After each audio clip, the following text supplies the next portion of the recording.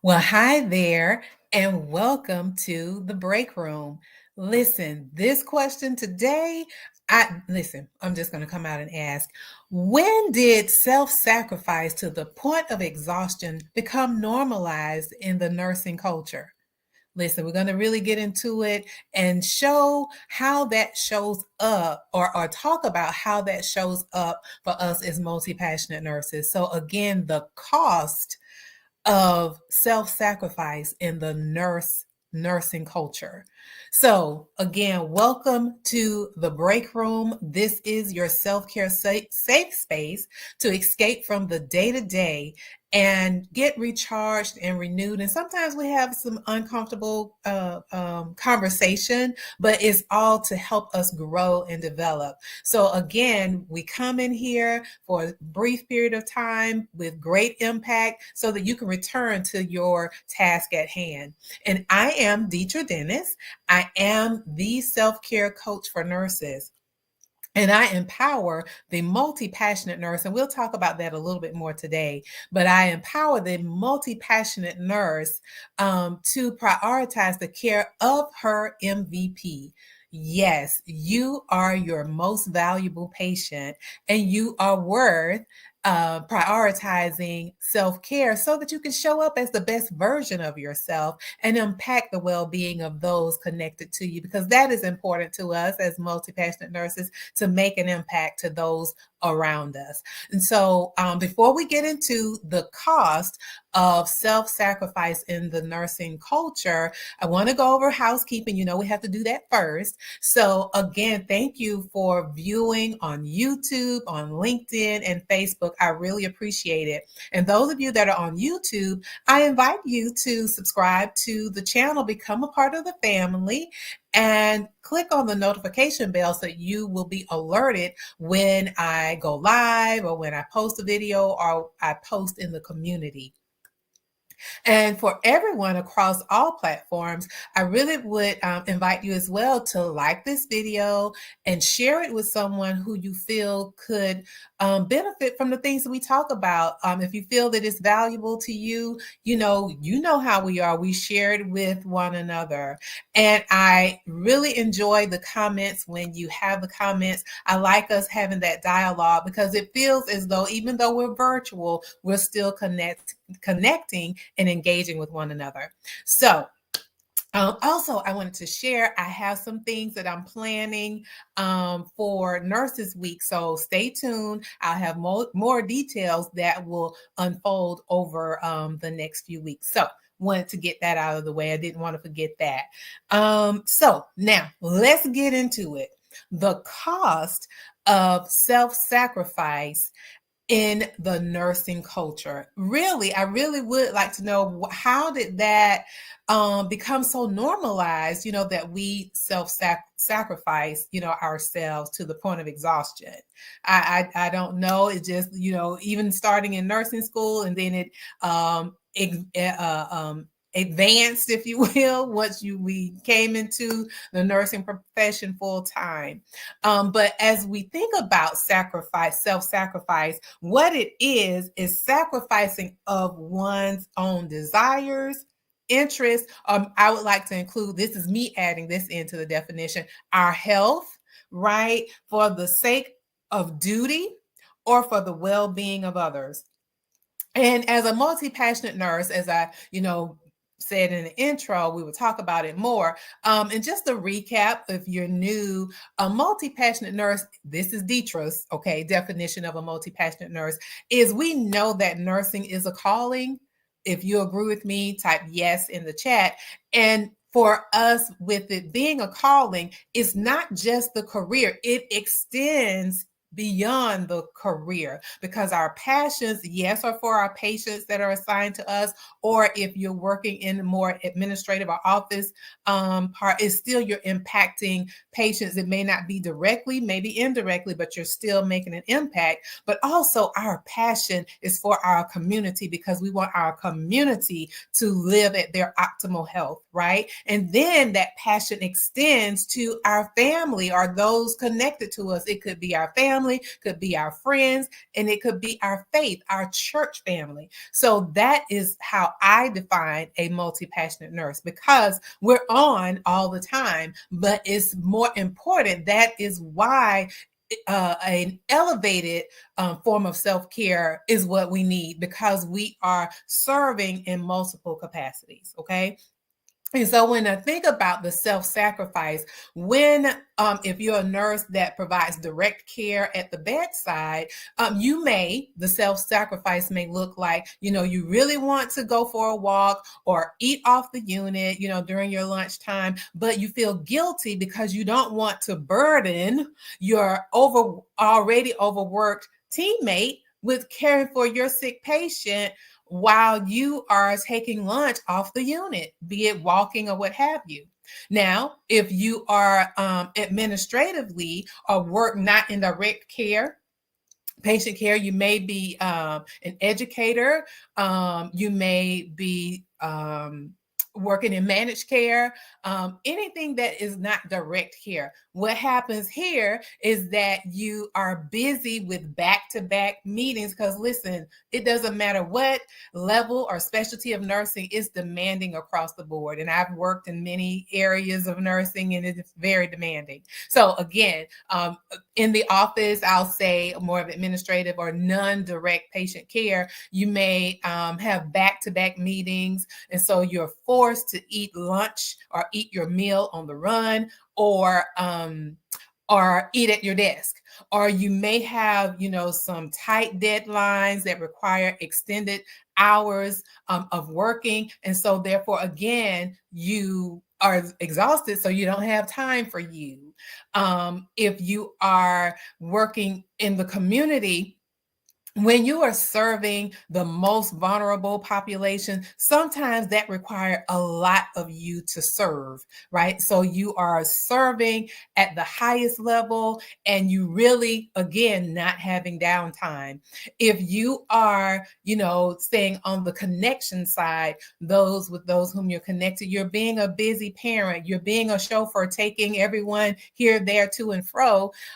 You may even be a caregiver for a family member, and many other things. So you're being everything, or even you're the health ministry leader. And so you're making sure that the congregation is healthy. I'm not sure if you remember, I shared some time ago that I have a certification as a parish nurse. And so that is being a part of the ministry. So you're supporting your pastor. So the pastor isn't having to be the one that goes to the hospital to visit the patients all the time. You, as the parish nurse, may do that, or following up with the members when they're discharged from the hospital, or making sure they have resources or what have you. You may be creating or developing or planning, coordinating for a health fair, but the health fair doesn't end with just the screenings. You're also doing follow-up with those that had abnormal labs, or be it had abnormal blood pressure. You're continuing to follow up with them. So again, you're being everything to everybody, no downtime, and you have sacrificed yourself to the point of exhaustion. Any of those sound like you? Please, put in the chat if any of those sound like you. And so again, as a result of giving and giving and giving some more, you have nothing left to give, and it leaves you overwhelmed, overworked, and exhausted, right? And when we don't know how to set boundaries, listen, we talked about this in the signs that you're stuck on autopilot. We talked about this because you're always on and you're overcommitted. And one of the things we talked about in that particular live, then at that time it was live, but you can watch the replay. We talked about the importance of pause. Pause before you say yes to a commitment. A pause when you find yourself always on. Find time to pause, and the pause doesn't have to be a long time. And I will leave the link, if you're watching on YouTube, I will leave the link to that video in the description area. So again, those things the self-sacrifice to the point of exhaustion isn't really serving anyone well, right? It's not serving any of us well because you're not able to serve at your best because you are exhausted. Okay. So, what I want to get into now is the cost of self-sacrifice in the nursing culture. And the first one is the cost is your health, because it increased the risk of chronic conditions or chronic diseases. And I've talked about this many times before, but the American Nurses Association did a study, and it shows that nurses are less healthy than the average American. Did you know that? That, listen, deserves a pause, because we are to be the model of health. And if we are showing up unhealthy, how can we teach others of living a healthy life if we're not modeling that before them?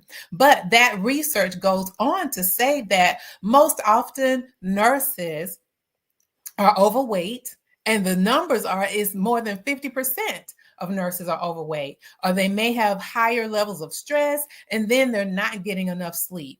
And I want to share two examples. They're not personally to me, but I've had friends share with me, other nurse friends share with me their nurse friends that have been impacted in their health as a result of self-sacrifice. So one was one of my managers when I did work home health. She shared one of the nurses that was on the team. So if you've ever worked home health, you come out of the field and you have one day that is a team meeting. And so my manager, this again was before I started working with the company, but she just was sharing the experience with me. One of the ladies on the team had come into, for the team meeting, and she was, expressing how tired she was.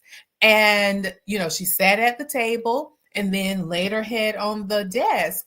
And what happened? She had a stroke. Right. And unfortunately, she didn't make it. But those are the things is what I'm talking about. That's that self-sacrifice to the point of exhaustion, that you're putting yourself at risk. The other one shared with me, this was one of her friends, and this particular nurse, she worked in managed care. So it wasn't bedside care or direct care. She was in managed care, working in an office setting, and she was in a leadership role. And if you live in Atlanta or ever been here, our traffic is not the best. And so commute one way can be an hour and a half to 2 hours to get to work. So, this particular nurse, she was, commuting back and forth to work, working long hours, the back-to-back meetings, and, just high demand. And when she would get home, she's not taking that hat off. She's doing all the things, preparing meals, and, still logging into work once she get home, and then going to bed late, and then getting back up and starting it all over again. Again, this nurse was at work and had a stroke. So again, the self-sacrifice can really put your health at risk. All right. So that's number one. Number two, presenteeism. Presenteeism is when you are physically there, but you're not at full capacity or functioning at capacity or functioning, fully functioning. And, the music that goes in my mind when I think of that, and I know I talk about this one all the time, what the OJ says, your body is here with me, but your mind is on the other side of town. So think of if someone has the number one, have health concerns or chronic condition, you're really not able to be there fully present. Or if you're stressed, you're not able to be fully present. And we talked about the effects of presenteeism in the video, I'm here, now what? And we talked about, how it impacts the quality of care of the patient. So it's not only affecting you, but it's also affecting the patients, right? Not receiving the quality care because of presenteeism. And so the last one is dissatisfaction. What happens when we have sacrificed so much? We are on autopilot and we're just, going through the motions and not really having joy or fulfillment anymore because of the stress, or you're at burnout and there is dissatisfaction. And this again leads to burnout. And as a result, it also leads to poor patient outcomes because, again, you're not fulfilled and you're not bringing your whole self to your job, to your role. Okay. And I know that there have been many nurses not just leaving a job, but they're leaving the nursing career altogether because of being at the state of burnout. And, I've had others who are in the side where I consider the connection as far as health ministry leaders, that they are, backing away from that because they're just exhausted, just totally exhausted. And so I invite you, if you will, think of this in the nursing profession. It is the belief that self-sacrifice is number one, is rewarded. I don't know why, but it is. It has been normalized. And many times the belief is that self-sacrifice is required in order to serve others. But I want to invite you to release. It's time for us to release that mindset, because it's not serving us. It's not serving us. It's not serving the patients well. And it's time to do things different. And I hope that this has really been helpful for you and really an eye opener. Hope that you found value in this. Again, as a recap, the cost of self-sacrifice in the nursing culture, it impacts our health. It causes presenteeism and is also dissatisfaction. And so I would love to hear your comments, and what self-sacrifice and belief will you release? I know I just mentioned 3, but what will you release, so that we can be on the other side, so we can truly serve from the highest level and serve and show up as the best version of ourselves. And we don't have to sacrifice ourselves in order to serve, right? We can serve others and preserve ourselves. We can do that.